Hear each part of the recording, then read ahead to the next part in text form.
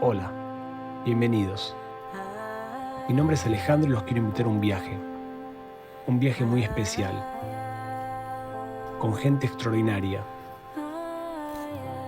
Tuve la suerte de hacer un viaje con Matías Ricard, monje budista al cual la prensa lo ha llamado como el hombre más feliz del mundo, Brother David, un monje benedictino de 92 años que ha pasado gran tiempo recluido en meditación y practicando la gratitud, y Tanya Singer, una prestigiosa neurocientífica que ha trabajado en los mejores laboratorios del mundo. En este viaje compartiré con ustedes mis preguntas acerca del bienestar, de la felicidad y cómo uno puede salir de un estado de estrés y ansiedad. Gracias por acompañarme y espero que los disfruten.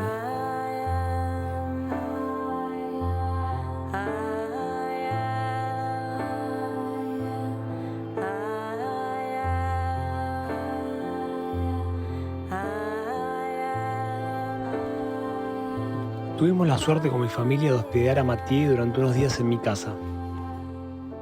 Esto fue gracias a mi mujer, que es una productora cultural, y quien lo había invitado a la Argentina para dar una conferencia acerca de altruismo y felicidad, y de paso íbamos a ir junto a él al Fitzroy, un cerro al sur de la Argentina en donde hay uno de los picos más bellos que uno puede fotografiar.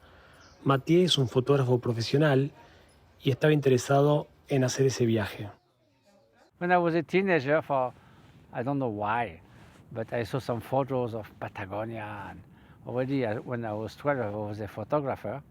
So I said, wow, there's such a beautiful light and these mountains, and there was a lake with rocks, and I said, wow, something must be cold and nice, so luminous. So one day I'd like to go. La idea era acompañarlo a Matías durante todo el viaje y de paso preguntarle acerca de alguna práctica que me ayude a encontrar tranquilidad y felicidad. I'm kind of worried about Alejandro because he's very stressed out. He's working a lot. Sometimes he's very anxious. Sometimes he's very anger, and I'm sure that he works a lot because he's worried about the future in Argentina, all the crises. But at the same time, he knows he used to be better. He knows he used to have other feelings and emotions. So I'm so glad that you are here, and I'm sure that he will listen to you and he will follow your advices. I'm not sure my advice is worth anything. Yes. But it is true that I think most of it comes from some kind of little bit conflict or dissonance between our aspiration and what we do, and also what we really care for and what we are actually day to day engaged in. If there is a little gap, then it's always uncomfortable. So we have to force ourselves, and if we continue to do that, then it's kind of wearing out, yes. So I think, of course, there's many ways to deal with that. First of all, there's a personal way, then interpersonal way. Yes. So personal way is to, again, there's many ways. There's to find some kind of inner freedom and inner peace, not to be too preoccupied by certain things that takes away your inner freedom. Yes. Because if you lack inner freedom, then of course you are like a prisoner from your own mental activities, and that's not a pleasant condition. So inner freedom makes that you are less caught between hope and fear, so you are less vulnerable. And if you are less vulnerable, then you're less preoccupied about yourself, and if you are less preoccupied about yourself, you can open more toward others because you're not constantly feeling under threat or some expectation that needs to be met and some danger that might come, because you know you have the inner resources to deal with the ups and downs of life. And you feel stronger.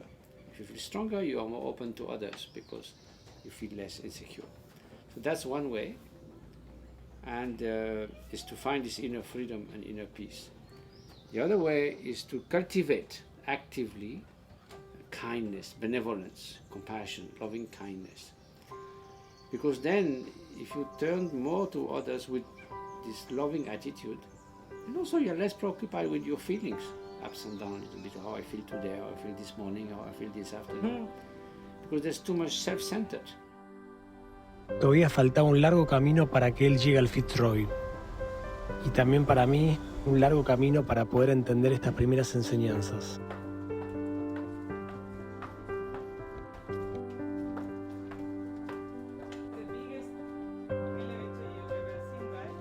Antes de viajar a Patagonia, lo acompañé a Matías que diera algunas entrevistas con la prensa.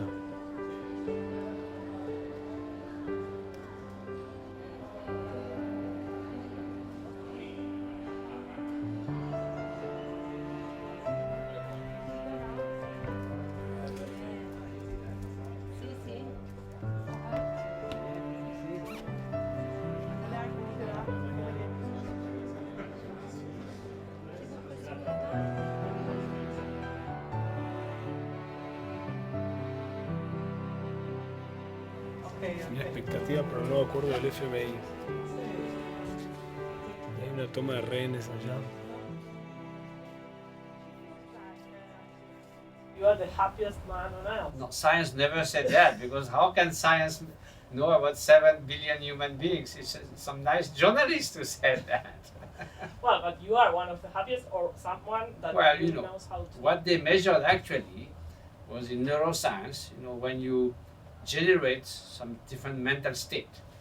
So when we were generating not happiness, but compassion, loving kindness, that triggered some brain waves that were of an amplitude that was never recorded before in neuroscience. Aproveché el embotellamiento del tráfico para poder hacerle algunas preguntas. My stress is up to here. Well, your stress is caused by something, and then those causes are due to many causes and circumstances, and insight is meant to recognize what are the causes. And all causes for suffering are by nature impermanent, because nothing is permanent in this world. Therefore, there must be an antidote to remedy to the cause of your suffering. That's the nature of things. Nothing is permanent, imposed on us by some outer entity. Nothing is without cause. Everything comes with many causes and conditions. So then if you suffer, you see, what are the reasons? What are the causes for my suffering? And what, if I change that, what will be the causes for flourishing and happiness? If any reasonable person who doesn't want to suffer, then better do it, yes. And which is the relationship of all of this with meditation? Meditation with is... mindfulness. Now mindfulness is everywhere. meditation- Everyone is saying to me, you must do mindfulness. I don't know what is mindfulness, I don't understand. Well, meditation is kind of... there's a little bit of a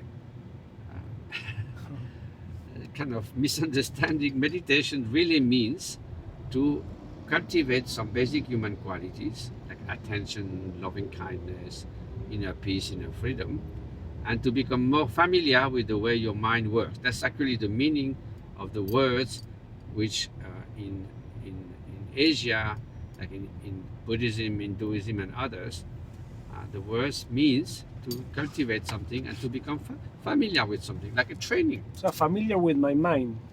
So there's two aspects. One is training aspect. You increase your compassion, and you increase your emotional balance, and you increase your inner peace. And one is a familiarization, to know better how your mind works, and to be able to more finely distinguish what states of mind bring torment to you and to others, and what state of mind bring you freedom from torment.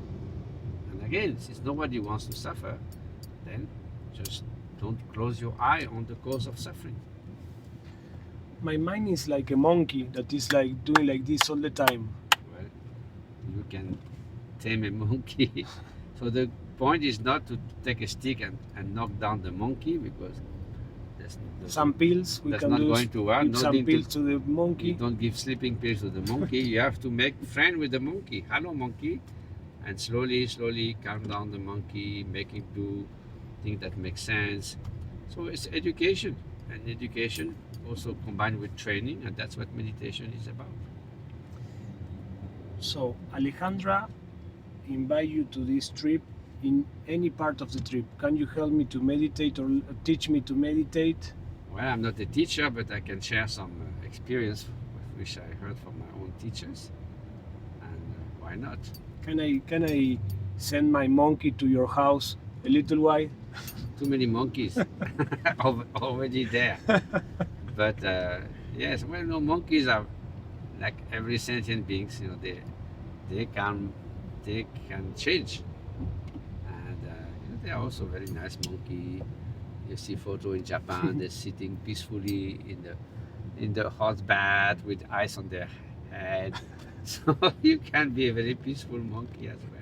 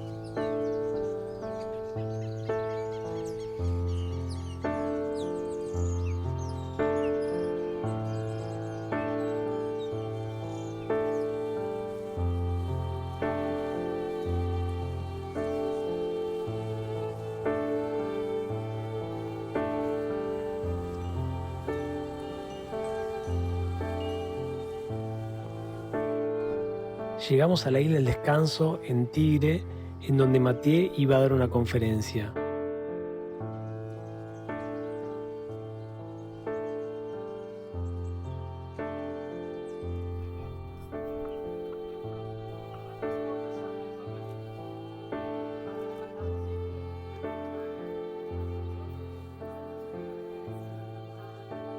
Tania Singer es una reconocida neurocientífica social y psicóloga. Ha trabajado en el Max Planck Institute de Berlín, en donde ha estudiado el cerebro de Mathieu Ricard. I really feel that I am burned out because I am always like in a sense of insecurity, like always trying to control everything. Yes. It's like I see the world that is really dangerous, and I'm always tense. Why is this? What is happening with my brain? What is my... There is like for example, the system which is below compassion and loving kindness is what we call in neuroscience a care and affiliative system. And usually when you activate this system, it is the opposite of fear system, of threat system. So we have these, we have these different systems in our brain, and evolutionary, you had to have a threat system. If a lion comes towards you and eats you, you have to run away. So you need a threat system. There is no lion, and I am feeling because threat. we have modern threats, and the social stress, for example, is a modern threat. This is a threat. Like yeah, and like also always like asking for more. Especially the social stress is the fear of not being liked and not being enough. And being judged, you are not enough, not fast enough, you have not done a good film, other people can do better, But you I have a lot of Instagram followers yes. that put like, doesn't work that. No, because this is not a true connection. This is you could say, narcissistic connection of people like just giving you fast rewards and down. And the problem with it is that you can equally, as fast as you got lots of likes, the next day you can get a lot of dislike, and so your system is basically only looking at outside, at reward and punishment, and that will not make you happy because you are not taking your self-worth from within. And as long as you're not taking it from within, you are always dependent on the society liking you or not disliking you, and so you're always under threat. You're always under threat of you not being enough, not being worthy, not being part of a group, not being, So it's what Brother David yesterday said, You need the courage to basically know your self-worth from within, irrespective of what the world is saying outside. And that's also part of self-compassion. For example, there are meditations who are doing to kind of self-acceptance and self-compassion. And these monks are like the experts to solve that. I mean, they do a lot of more, but they also solve that, yes. They do much more. They have a very sophisticated concept around, so yeah.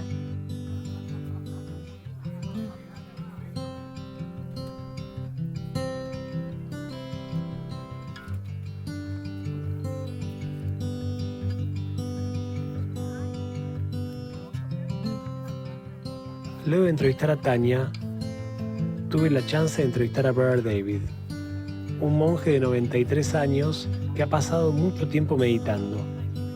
Mucho gusto. Mucho gusto. ¿Cómo Wisdom. estás? Muy bien. And Excelente. you know that my Awesome. husband, now he's full of fear. So as I heard that you were talking about the fear, I'm sure that you can help him a little bit. Well, we have to make a distinction between fear and anxiety. I have both. I have You have both. both. Fear and anxiety. All right. Well, anxiety is unavoidable. Everybody has anxiety because in a world in which there are so many things that threaten us, we have to be anxious. And anxiety feels like it comes from angustia. It's narrow. It makes us feel narrow. And small, like It's small I can- and with it- insignificant, right. And there are two possibilities to respond to this anxiety. One is fear. That means, no, I don't want this, and you put out your bristles against the anxiety. And the other is, all right, it's unavoidable, it will pass, and you trust life that it will bring you through. And we know how to do it because all of us come into life already through this narrow birth canal. And this is our first experience of anxiety. The poor baby must be very anxious coming through here. But nature makes the baby instinctively trust life and go through. And every time when we get into a narrow spot, it is the opportunity for a new birth if we also trust life and not put out the bristles of fear. Because if we say, no, we get stuck, you see? And that is the worst thing that can possibly happen. So instead of fear, trust and go through, and I can promise you it will be a new birth of some kind. Yeah, thank you. The stuck. I really feel that I have a lot of things to do. How do I encourage my trust and to say, okay, I have to pay the bills, I have to educate my kids. I don't have energy enough because all the energy is consumed by all the work that I have to do in order to be able to pay for the scholarship, whatever. This is exactly the point. You don't have enough energy to be distrustful, to be fearful. You don't have enough energy for that. You need all that energy to pay your bills and to educate your children. It is a waste of energy. If you can imagine, imagine, if you don't trust life, the worst has already happened. Yeah. But you also can imagine that you have so many good reasons to trust life, because life is constantly doing everything for you. You can't fall asleep. You can only get ready to sleep, and then life has to take you in its arms and make you sleep. You can't, in the morning, you can't digest your breakfast. If somebody says, okay, now here's your breakfast, digest it. How would you digest your breakfast? You have no idea. There are thousands of enzymes that are necessary, and even the scientists don't know all the many things that are necessary to just digest one cup of coffee. Life does it. You eat, you live, everything flows. So you have every reason to trust life, and life gives you moment by moment a word. They call this a word. Whatever happens, it's the word. Now our conversation is a word. Life gives it to us. We came from very far away. We meet here. I have to give an answer to this word. I have to stop long enough to listen. What does life want from me? In this moment, it's easy because you are asking a question. Yeah, I'm here with you. And then you do. But in other cases, not so easy. So you always have to ask, what does life want from me now?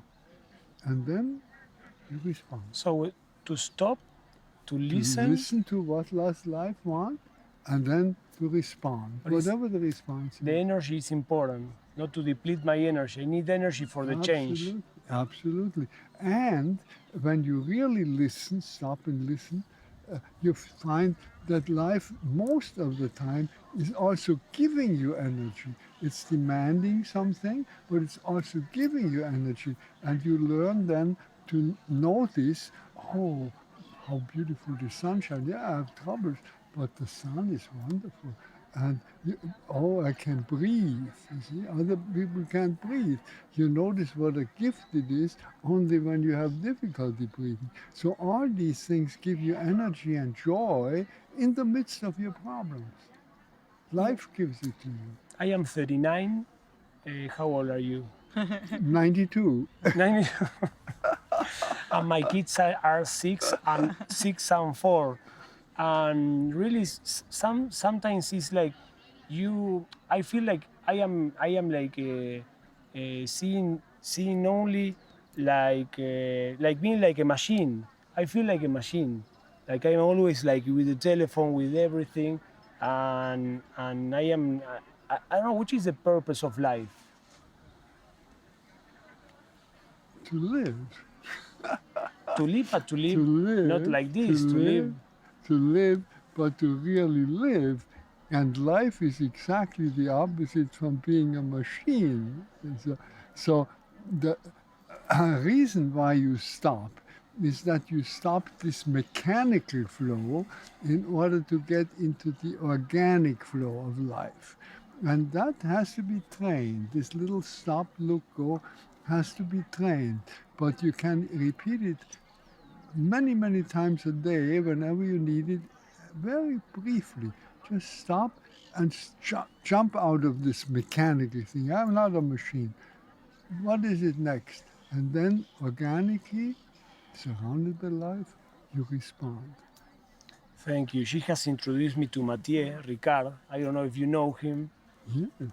And is he a good, could be he a good teacher for training me? I can't imagine a better one. I like him and I admire him and I think he's terrific. Thank you very much. Thank you very much.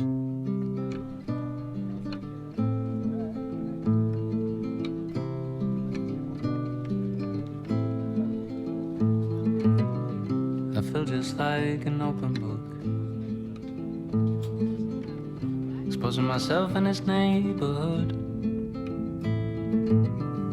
talking to people as if I knew them well, thinking that everyone has gone through different kinds of hell. Lately I found myself in doubt, asking myself what it's all about. What am I doing here? What's this leading to? What's the point of all? Como sabrán, mi mujer está organizando todo este viaje. Como pueden ver, el día no está bueno. Ella quiere ayudarme a que pueda salir del estrés que tengo, tenso, cansado, estresado. Ella me habla de la conexión con la naturaleza, qué sé yo. Y realmente no sé cómo hacer esa conexión que ella me habla.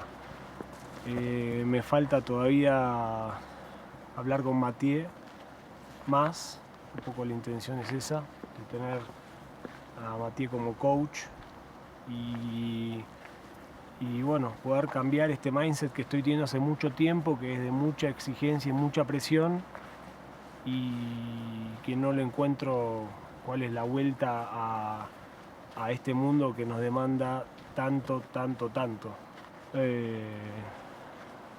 No sé, nada más, eso.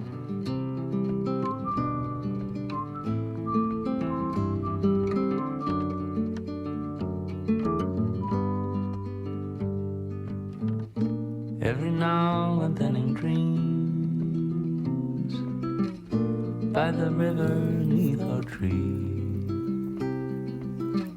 leaves in yellow, red and brown, I hear you whisper in my ear, your love belongs to everyone. I feel just like an open book.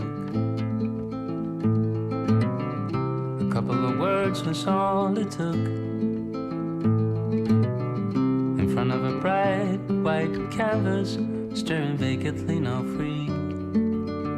Against my will, a drifting vessel in the storm, pushed around from shore to shore. I know there's so much left to see, I know I've so much left to give, but the memories remain, yet the scars don't feel the same, filling pages one by one in the warmth of other suns. Yes, so first of all, whatever we do is like the first steps. You know, when you get up and decide to go there or there or there, the first steps actually somehow orient the whole journey. So when my teacher, Tigo Kensei Moshe, would give any teaching, even for 10-15 minutes, he will spend 3-4 minutes just reminding about the motivation. And his grandson, who was then quite young, thought, why does it have sometimes 3 times a day to start, out of 15 minutes of teaching, to spend 4 minutes just about the motivation? And then later on you realize, because that's what really gives the quality to everything else that comes after that. And so I'm just going to repeat, although not that I meant to be a Buddhist meditation, but just to give you a flavor of what my teacher used to say. He said, all sentient beings, without exception, strive for happiness, but are confused about what would bring them happiness. And because of ignorance, those beings who have been wandering in samsara for many lifetimes. And there's not a single of those beings what one time or another has been my mother, my father. And so when I contemplate the state of suffering and endlessly roaming in the ocean of existence, how can I not feel a boundless feeling of compassion for those beings? But a mere feeling of compassion is not enough. And today I'm powerless to do anything for them. So because of that, I will generate the determination that by crossing the door of the spiritual path, practicing it to its ultimate end, I will do so in order to gain the capacity to free all beings from suffering. So that's the short version. But it really shows, put the things in a much vaster scope. And if it's just to feel good, what's the point? We can go to a spa or something. So whether it's a simple walk in the forest, undertaking a huge task in the world, or spending a few moments like we are now, trying to go within and cultivate some qualities or find the presence of awareness, if it's just somehow to little bit further our own sort of well-being or something, it's such a limited scope.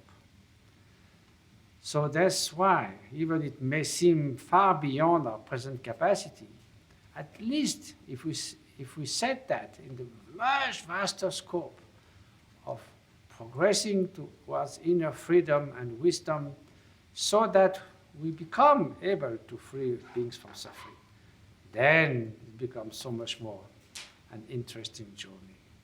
So just before we dive into the meditation itself, I would request you to check our motivation and then to generate the most perfect altruistic motivation.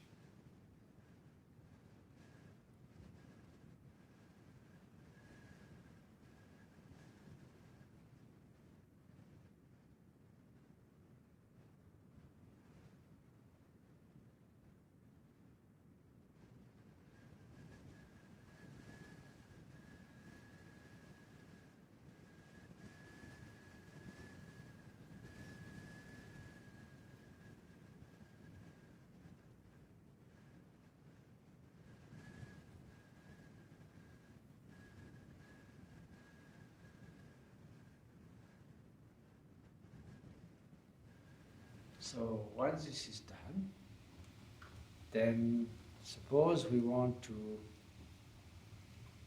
generate in our mind this unconditional love. So first of all, we need a mind that is reasonably calm, reasonably clear, and reasonably stable. Otherwise, we are not going to generate or cultivate or rest with unconditional love. We are just going to be sort of distracted in sort of daydreaming or whatever. So before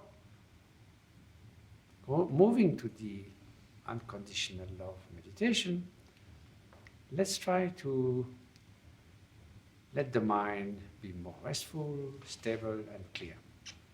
That doesn't mean that we are trying to attempt to knock down the mind, sort of try to empty the mind or prevent thoughts from arising, which is quite impossible.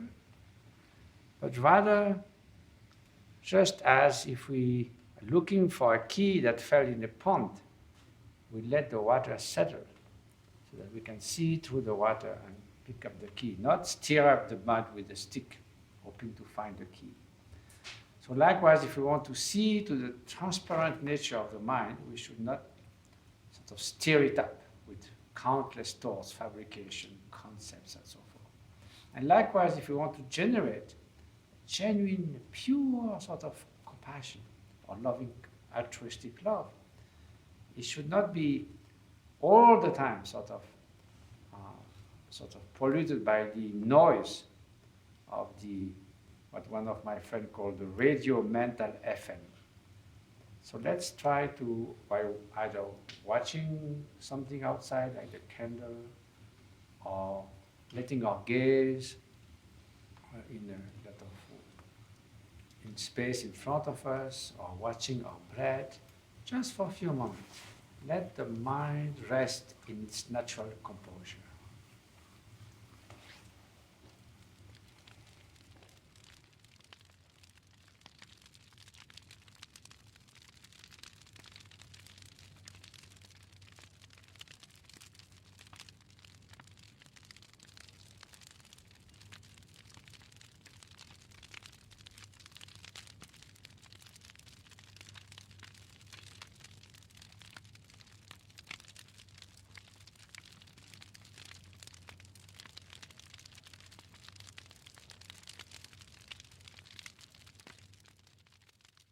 Then how to make this unconditional love more vivid, more present, more real in our mental landscape. So of course we all had moments of unconditional love for someone, for a child, for a dear one, for an animal, for a parent, anyone, sometimes a stranger we meet casually and we just feel, may this child, may this person be unconditionally free from suffering, fulfill its or her aspiration in life, find a deeper sense of fulfillment and flourishing, and so forth. Nothing but wishing good to that person. So taking an object or subject for whom this flows effortlessly, we don't have to force ourselves in any way, and let this, but usually in real life it comes, and then after a minute or so, not sometimes less, it goes, because we think of something else, something happened, we move, somebody speaks. So we are not in the habit of nurturing that. It just comes and goes, and we appreciate, we value that, but we don't cultivate that.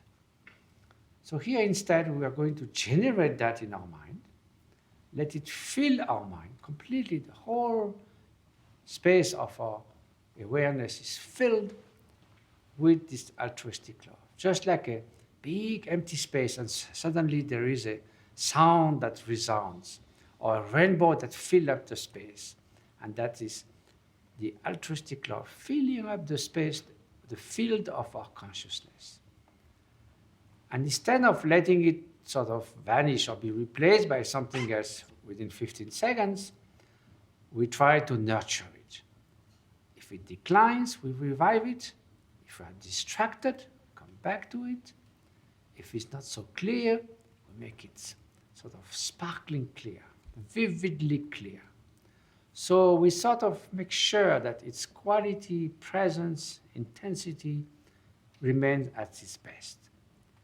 And we can do that for 5, 10, 15 minutes, 1 hour, 2 hours, who knows.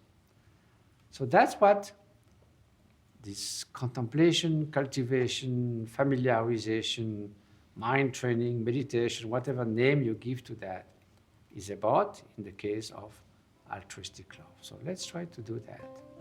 And then we'll move to a little bit of another step.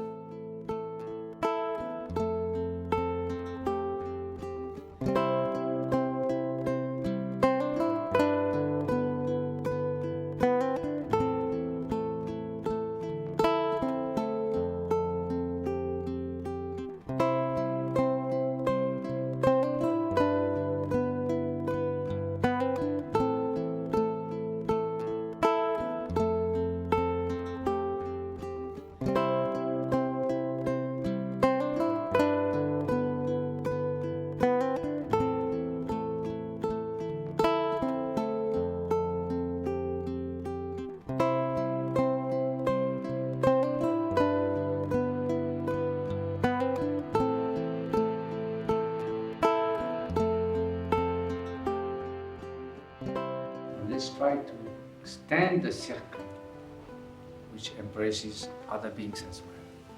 So in the case we took, say, a young child or whoever you have been thinking of, try to extend, if it's a child, to other children. And then why stop at a certain age? Why not extending to all human beings? Then why not extending to all sentient beings who also don't want to suffer? Gradually extend the circle to strangers, to those we might have considered at some point as enemies, because they might be confused, bewildered, do the wrong thing because of their sort of disturbed mind. But deep within also, it would be so much better if they didn't accumulate causes of suffering for themselves and others. So that unconditional wish. May sentient beings find happiness in the cause of happiness, and may sentient beings be free from suffering at the causes of suffering.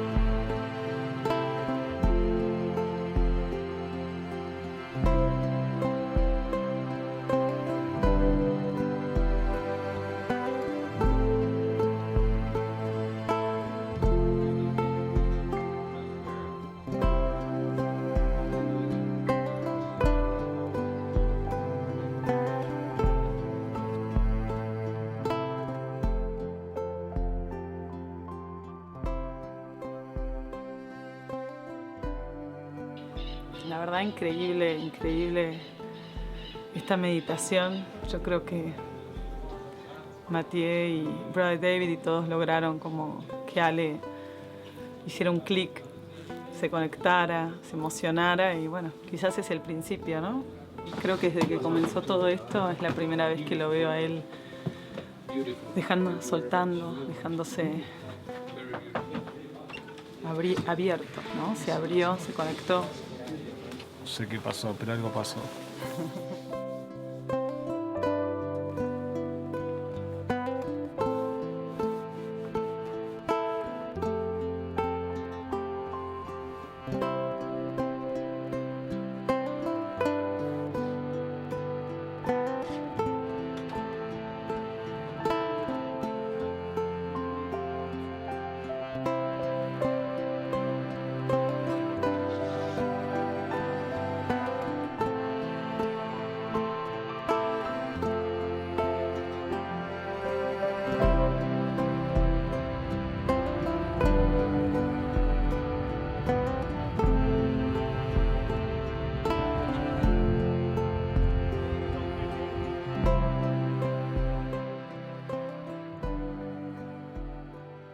Yes, we are not perfect, but if we have a genuine intention to improve some qualities and get away with some of those mental states which are create suffering to you and others as well, then it's a long journey. If it was so easy, all these things, how to become happy in 5 months, in 15 days, Impossible. it's not going to work. And if you feel better, it's probably you are fooling yourself. Yes. Because if it's too easy, that means there'll be no change. Absolutely. Because real change, like training to become a sportman, a musician. Why? Never been someone who immediately plays beautifully. This doesn't work. It's not exist. Then if it's like that, it's probably pre-recorded or something. It's not the real thing. Yeah. So the real thing comes with time, with practice, with effort, with determination, but also with joy. It's not because it takes time that is something boring, tedious, that we really don't want to do. It can be very joyful, but it takes time. Like if we go to the Patagonia mountain, maybe you have to walk for many hours. But then when you're there, it's so happy.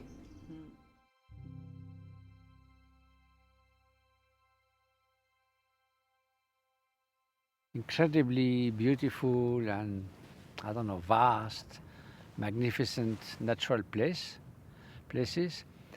They also elevate the mind. They make the very vast mind very lofty. There's a sense of wonderment about nature. And then that connects also with the inner meditation. So it makes a meditation that is very spacious. And on top of that, you might, if you are a student, remember your teacher and see your teacher in every phenomena, every display, every form, every sound. But it's true that beautiful places for a beginner like me, it's easier to have this sense of wonderment and then look back at the nature of the mind, the Buddha nature, merge with your teacher's mind. So, although it's not absolutely necessary, but a beautiful place like the Fitzroy is just sort of helpful, of course, very helpful for meditation, and in general, even for anyone.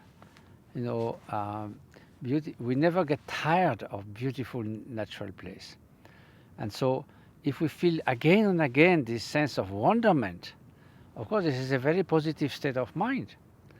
So for people who may not have a spiritual practice, the harmony with nature, and especially with such beautiful and extraordinary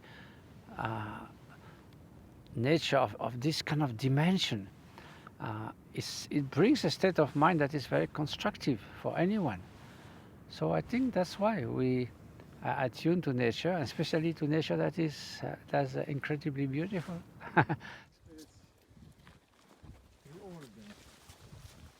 I don't know if through all, but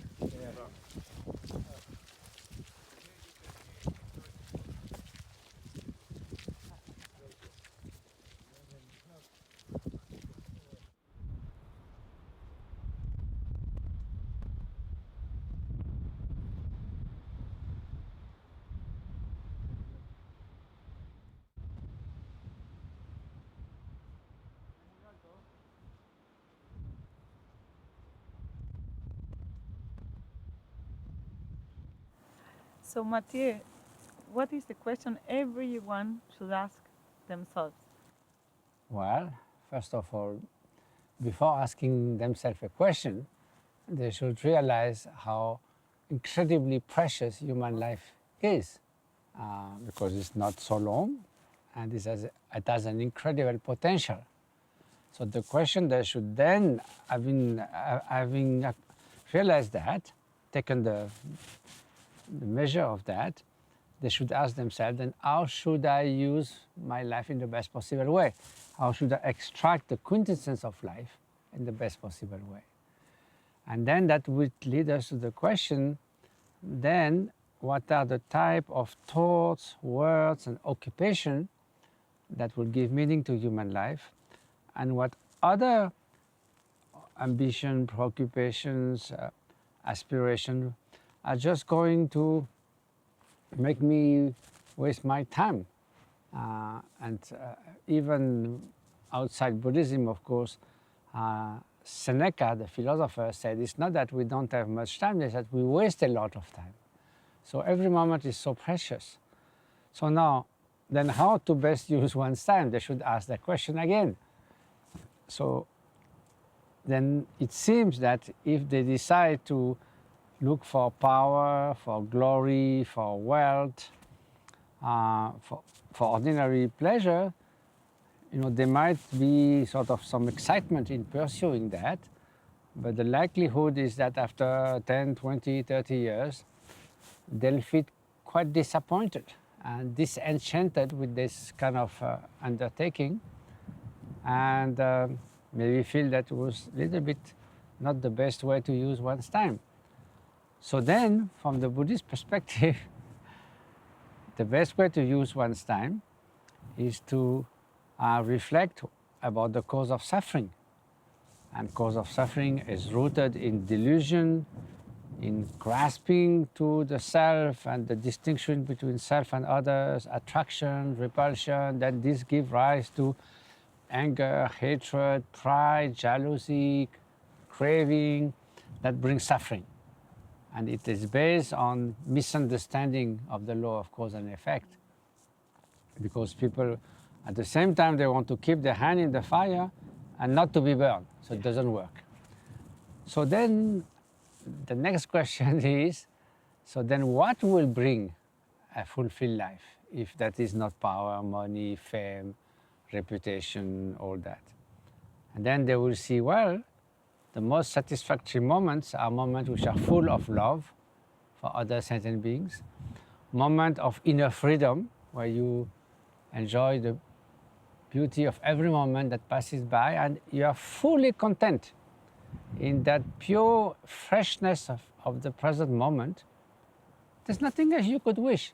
It's complete, and it's very simple, it's so profound, so rich. So then you see, why should I look for so many things when this quality of appreciation of this inner freedom and realizing the pure awareness of the mind is so full, so complete? So then slowly, slowly, by asking yourself how to go to deeper and deeper, get more and more freedom, and then express that freedom in ways that are benefiting to others, then you can say I've used my life correctly. Thank you very much. Welcome. And Mathieu, now that I am much more calm, Are you? a little bit, at least a little bit, and connecting with myself, and of course, this environment has helped me a lot on being with you, thanks to my wife. But how can I continue this? Must I sell all my possessions? Sorry, but must I sell everything and we move to What would that help? No. I don't know. I don't want to lose this, No, of course, but it's not a question about possession. Possession are a problem if you cling to them. If you just have something and use it for good purpose and you don't grasp, why should it be a source of suffering? But why we do appreciate the harmony of such place? Because we are content with very few of those supposed to be needs. We don't need a Lamborghini here. We don't need a sort of, I don't know, any of those things. Either Wi-Fi. We don't need Wi-Fi. We don't need Wi-Fi. So it's not just because it's beautiful. There is something there that is harmonious, that is give you sense of contentment. So now, if you can realize that yes, the place contributes to that, but the sense of contentment is a state of mind. So now that you have appreciated the sense of contentment that you could feel in this beautiful environment, you can become more familiar with it. You don't have absolute necessity to be in front of the Fitzroy, but knowing the quality of what you experience, you can cultivate, you can revive it again, even in the middle of busy life. Take some moment. Maybe you can remember the beauty of nature and those nice moments, and it brings back the feeling, and then you can let that feeling grow. So that's called familiarization, and that's the essence of meditation. So when there's some moment of love, some moment of peace, some moment of freedom, of sense of harmony with others, with nature, that quality, the appreciation of it can be enhanced, and you can cultivate that sense of contentment. Then, if it comes to be really part of yourself, then even in traffic jam, you're okay. Thank you very much. Most welcome. But there's no secret. It doesn't work in 3 weeks, and it's not in only 5 points. It's a practice, practice, practice, but practice with the right view and right practice. So that's something you have to explore. Thank you very much. Okay. Take care. Thank you. Very good. Let's go. La verdad que estoy muy contento de bueno, el viaje que me invitó mi mujer, y este es un lugar que realmente me conectó, y tengo ahora mucho en donde basarme para poder ir a la ciudad y con los chicos y con la familia poder continuar el viaje, que en definitiva es el viaje de la vida, el viaje de cada uno de nosotros. Todos somos héroes, todos tenemos momentos de oscuridad, pero lo importante es alguien por lo menos que te pueda rescatar, o uno también poder parar y decir, bueno, esto así no va, algo hay que hacer. Así que bueno, invito a cada uno a que busque la forma de parar, mirar y volver a empezar desde adentro.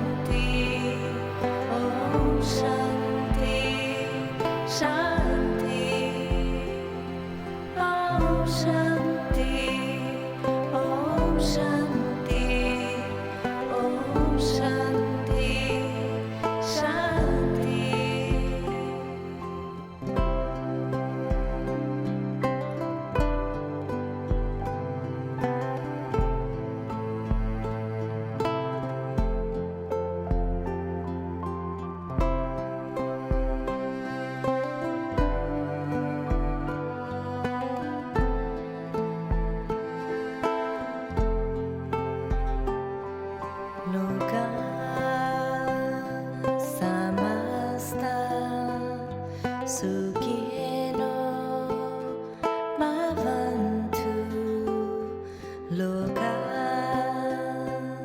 Samasta Sukino Bhavantu Loka Samasta Sukino Bhavantu Loka Samasta